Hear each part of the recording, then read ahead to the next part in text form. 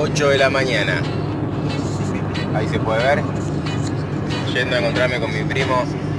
A ver si nos metemos un rato por ahí por Anchorena, al Río de la Plata, a ver qué sale. Un día espectacular. El kayak colgado. Y vamos a ver qué pasa. La boya bikini, a ver qué pasa. Mira para acá, primo. Saluda a ver si se te ve ahí.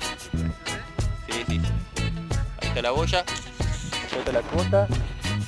Y vamos a ver si sale algún bagre de mar o alguna otra cosa, lo que salga. Vamos a ver qué pasa, porque hace muchos fines de semana que no se puede salir con el kayak. Y este fin de semana está lindo. El río está planchado, parece una laguna. Y está especial para venir a hacer. Ahí está Néstor calentando el agua para el mate. No veo si se ve por el sol, pero sí se ve. Ahí se me anda una nafe. Y viendo qué pasa, el pique está medio pobre.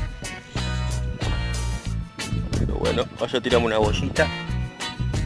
Está bastante pobre. Está bueno, esperando. A todo lo que sea, pero no pasa nada, está medio muerto el pique. Así que estamos tomando mate y comiendo galletita. Falta el mate. Y ahora la galletita.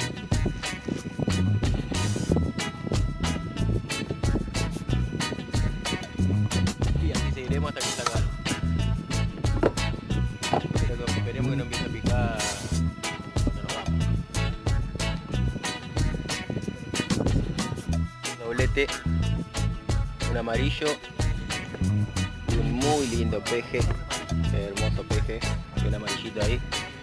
Vamos a tener que empezar a tirarle al peje de fondo a ver qué pasa.